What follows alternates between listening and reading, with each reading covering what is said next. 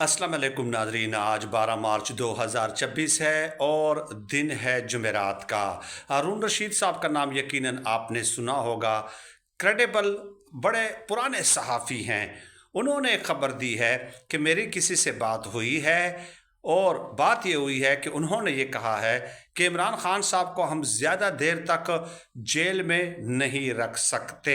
ये हारून रशीद साहब ने कहा है। और फिर हारून रशीद साहब ने आगे जाकर तज्जिया पेश करते हुए कहा कि इमरान खान साहब इस मुल्क के सबसे पॉपुलर लीडर हैं, पाकिस्तान तहरीक इंसाफ के बानी हैं, चेयरमैन हैं और 1,70,00,000 से ज़ायद उनके वोटर्स हैं।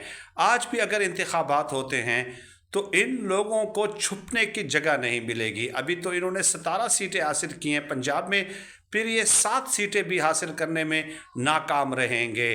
तो एक ऐसे रहनुमा को कब तक आप जेल में रख सकते हैं? फिर जब हारून रशीद साहब से सवाल पूछा गया कि रिहाई कब तक हो सकती है, तो हारून रशीद साहब ने कहा कि देखिए, पहले तो उन्होंने ये बता दिया ना कि मेरी बात हुई है लेकिन मैं नाम नहीं बता सकता। फिर हारून रशीद साहब ने कहा कि मुज़ाकरात जारी हैं, बैकडोर मुज़ाकरात जारी हैं, राब्ते जारी हैं, लेकिन एक चीज़ कैटेगोरिकली इमरान खान साहब ने क्लियर कर दी है कि वो मेडिकल ग्राउंड्स पे जो है बाहर नहीं आएंगे। इसका मतलब ये होगा कि वो डील करके वापस आ रहे हैं। और हारून रशीद साहब के बकौल इमरान खान साहब को लफ्ज़ डील से सख्त तरीन नफ़रत है। वो ये नाम सुनकर ही छिड़ जाते हैं।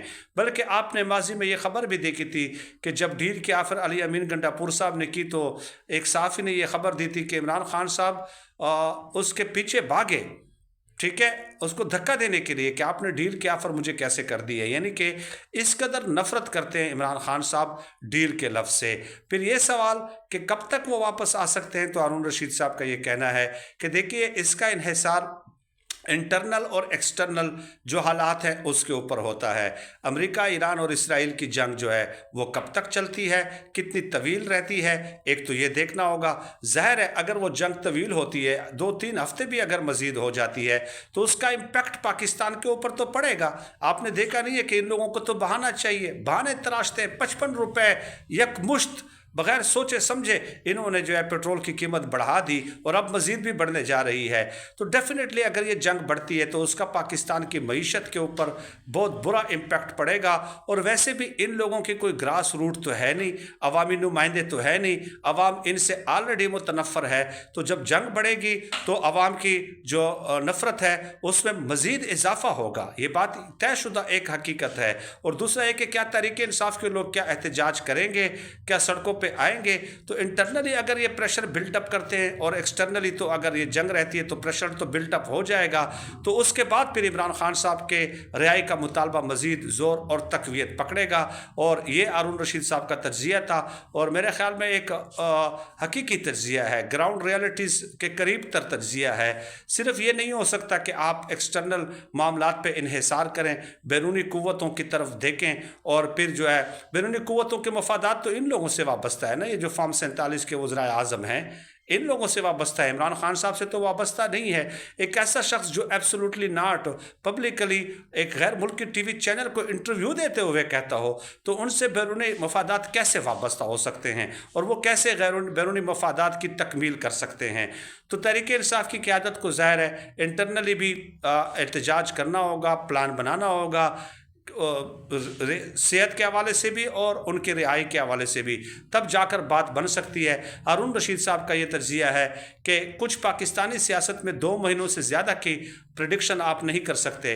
2 महीनों तक आप प्रेडिक्ट कर सकते हैं कि क्या हो रहा है, क्या नहीं हो रहा। और फिर हारून रशीद साहब ने ये भी कहा कि इमरान खान साहब ये कहते हैं कि कोई मुज़ाकरात मुझे जो मेरे ऊपर केसेस बने हैं अदालतों के ज़रिए ख़त्म होंगे, मेरिट पे ख़त्म होंगे, तब मैं बाहर आऊँगा। ये जो चीज़ें हैं ये बैक डोर्स के ज़रिए ये कर दें, वो कर दें, वीडियो बयान रिकॉर्ड कर दें, रिटर्न दे दें, मैंने इलाज कराना है, बाहर जाना है, ये करना है, वो करना है, अस्पताल मुंतकिल होना है, ये चीज़ें इमरान खान साहब नहीं करने वाले।